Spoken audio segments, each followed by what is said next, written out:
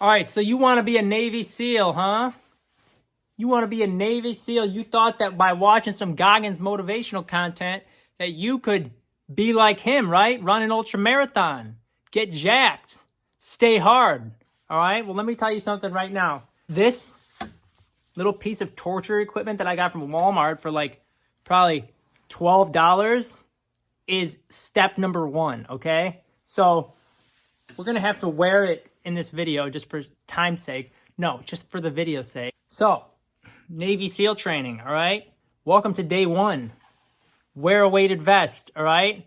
We're going to start here with this little rubbery thing coated in this neon or nylon or whatever it is, all right? Until I can work my way up to a goddamn 75-pound backpack. Here's your SEAL training, all right? This shit burns so many extra calories walking with the weighted vest.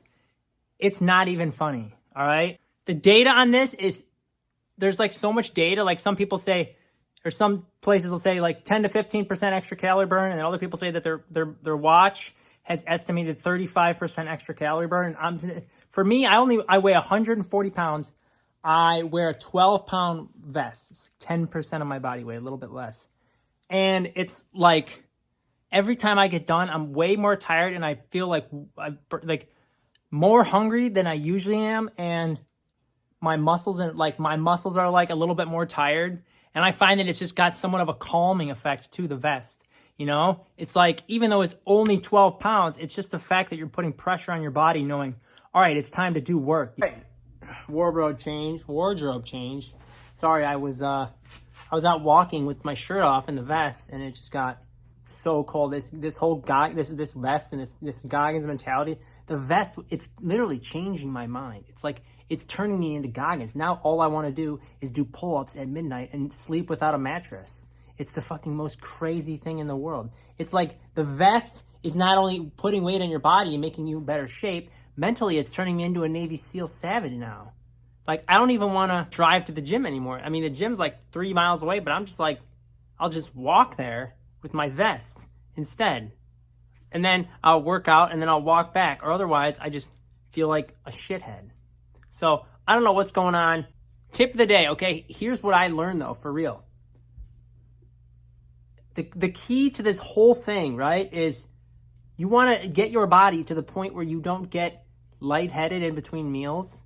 And then that point of right when you want to eat, that your body, instead of just staying hungry, what it does is it turns on itself, and then you switch into like an unfed state, a fasted state.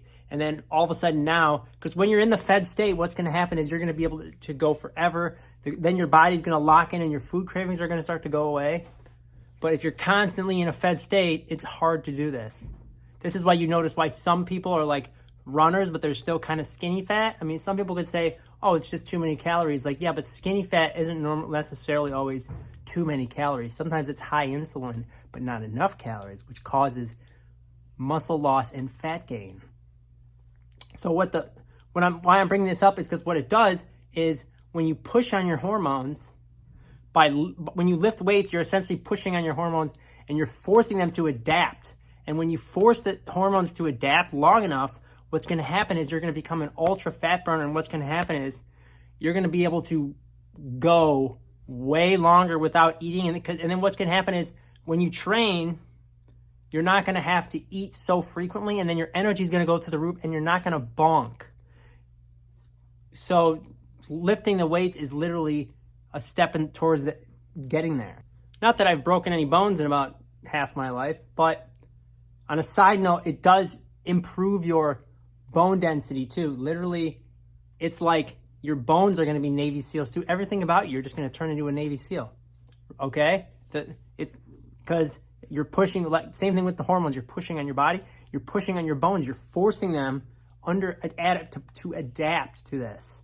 And all of a sudden now you're going to be a superhero. And then literally like one of the last things that I noticed is it makes you stand up straighter.